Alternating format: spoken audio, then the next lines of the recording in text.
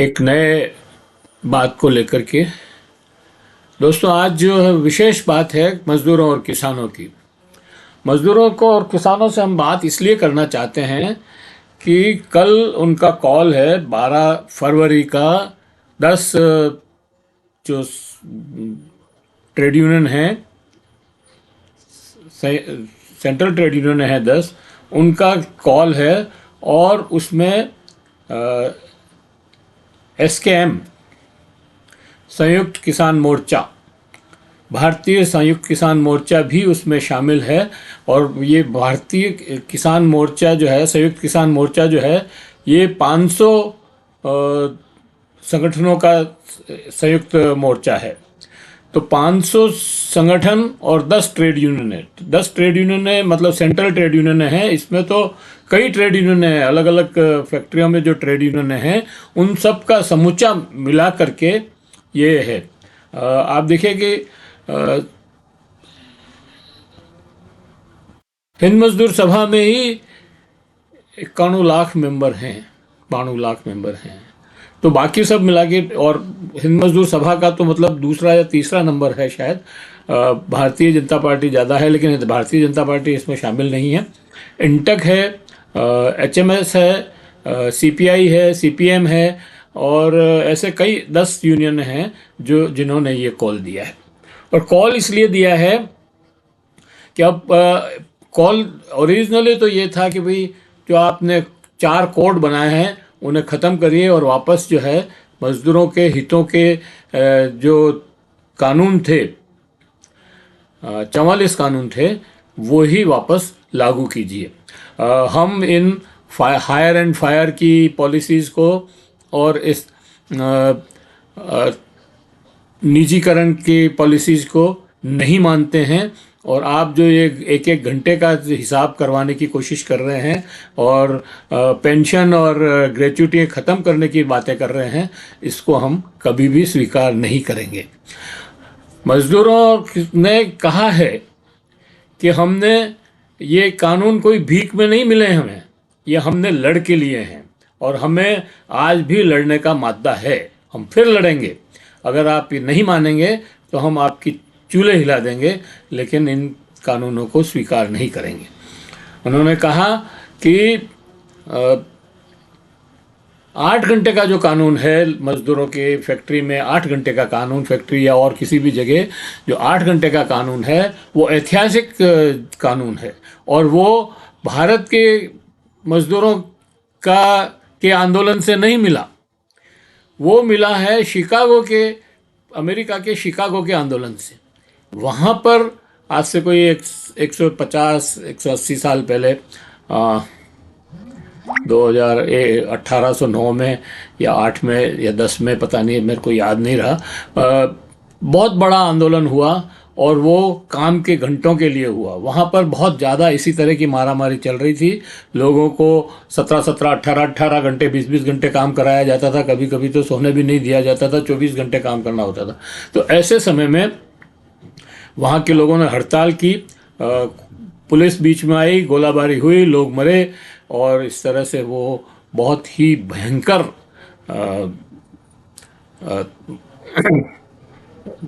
तानाशाही हुई वहाँ पर। लेकिन बाद में जब समझौता हुआ तो 8 घंटे का कानून माना गया, और वो इस तरह से माना गया कि 8 घंटे काम के 24 घंटे कुल होते हैं आदमी के पास। उसमें उसको पर्सनल, अपनी फैमिली को समय देने के लिए भी चाहिए, अपने रेस्ट के समय भी के लिए भी समय चाहिए, और काम के लिए भी समय चाहिए। तो ये तय किया कि 8 घंटे काम के, 8 घंटे रेस्ट के, और 8 घंटे फैमिली के, मनोरंजन, फैमिली के काम, ये सारे। तो इस तरह से वो 8 घंटे का कानून तय हुआ। अब आपने उसको भी ख़त्म कर दिया। अब आप कह रहे हैं 12 घंटे भी काम करना पड़ सकता है, और 10 घंटे भी काम करना पड़ सकता है। और बड़े मज़े की बात यह है कि आप 2 घंटे का काम लेकर के भी छुट्टी कर सकते हैं और 2 घंटे के पैसे ही देंगे, तो फिर बाकी क्या करेगा। तो इस तरह के जो कानून बनाए हैं, जो पूरी तरह से सामंतशाही के ज़माने के कानून है। कुछ कानून तो ऐसे बदल दिए इन्होंने, जैसे 1926-27 में बना एक कानून जो बार्गेनिंग के ऊपर था, यूनियन बनाने का अधिकार और यूनियन का जो है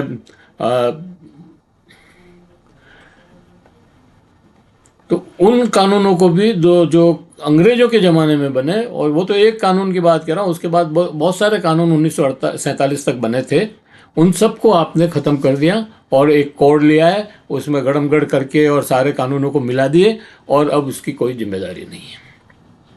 तो वो कानून अगर आप लागू करेंगे तो मज़दूर आपको किसी भी हालत में लागू नहीं करने देगा, चाहे आप उसके लिए लोगों को रेस्ट्रिकेट करें, चाहे टर्मिनेट करें, चाहे उनको सस्पेंड करें, चाहे उनको नौकरी बर्खास्त करें, कुछ भी करें, वो कानून तो आप लागू नहीं कर सकेंगे। ये मजदूर यूनियनें कह रही है, मैं नहीं कह रहा हूँ। ये मैंने सिद्धू साहब को सुना था, सिद्धू साहब कह रहे हैं, एसएमएस के एचएमएस के जनरल सेक्रेटरी हैं। इसी तरह से किसानों ने भी कहा है कि हम मज़दूरों के साथ हैं, हम मज़दूरों के, किसानों के और जनहित के जो भी मुद्दे हैं उनमें हम साथ हैं, हमेशा उनके साथ आंदोलन में खड़े रहेंगे। और हमारी मांग है कि एमएसपी की जो कानूनी गारंटी है वो दी जाए, क्योंकि अभी तक भी एमएसपी ठीक से नहीं तय हो रही है। जो स्वामीनाथन कमीशन का जो फॉर्मूला था C+1/2 जो फॉर्मूला था उसको लागू नहीं किया जा रहा है, और जो एमएसपी तय हो रही है, सरकार जो तय कर रही है, वो भी पूंजीपति और व्यापारी देने को तैयार नहीं है। मक्का की एमएसपी 2400 या 2300 रुपये है और 1200-1300 रुपये में बिक रही है, 900 रुपये में बिकी है कई जगह। तो इस तरह से जो ये जाती हो रही है, और सबसे बड़ा गुस्सा तो किसानों का ये है कि 750 किसानों की शहादत और 13 महीने के आंदोलन के बाद जो आश्वासन दिया, जो विश्वास दिलाया, उसमें धोखा हो गया, और उस धोखे के खिलाफ ये आंदोलन है। इसलिए दोस्तों, हम किसानों और मज़दूरों से जो एसकेएम में नहीं है या इन सेंट्रल ट्रेड यूनियनों में नहीं है, वो ये तो सब हैं ही है कि जो आंदोलन करेंगे ही, ये तो कल हड़ताल पर रहेंगे ही। बाकी सब लोगों से भी हम निवेदन करते हैं कि वो इस हड़ताल को सफल बनाएं, मज़दूरों और किसानों के साथ रहें। बिना मज़दूरों और किसानों के कोई देश तरक्की नहीं कर सकता, चाहे कोई भी कितना भी लाट साहब हो, कितनी भी एआई ले आओ, कितनी भी तकनीक ले आओ, बिना मज़दूरों के और किसानों के कोई देश तरक्की नहीं कर सकता। ईंट कौन लगाएगा वहाँ पर? रोबो भी लगाएगा तो भी उसको सीमेंट तो देने को चाहिएगा ही चाहिएगा। इसलिए, और बिना, आप समझ रहे हो कि हम सब मशीन से कर लेंगे और आदमी को बिठा देंगे घर पे और कुछ काम नहीं होगा, उनके बिना ही सब काम कर लेंगे, तो ये आप मुगालते में हो, स्वप्न की दुनिया में जी रहे हो। तो दोस्तों, इसलिए हम कहना चाहते हैं कि इस समय जो सेंट्रल ट्रेड यूनियन ने जो आह्वान दिया है और जो किसान संगठन जो है उसमें जुड़े हैं, हमारे मित्र सुनीलम भी इसमें जुड़े हैं, किसान संघर्ष समिति जो उनकी राष्ट्रीय किसान संघर्ष समिति है उसके वो राष्ट्रीय अध्यक्ष हैं, उन्होंने भी इसको सहयोग देने का आह्वान किया है, और बाकी सब दूसरे छोटे छोटे जो संगठन इसमें जुड़े हैं वो भी इसमें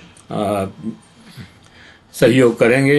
इस हड़ताल को सफल बनाएं और इस सरकार को सबक सिखाएं कि इस तरह की जाति करने से देश नहीं चलता, इस तरह की लाल फीताशाही से देश नहीं चलता, इस तरह की दादागिरी से देश नहीं चलता। देश सबको साथ लेके चलना पड़ेगा। बस सबको साथ लेने का मतलब ये नहीं है कि आप उनके ऊपर जाति करें और उनको जो है साथ ले लें।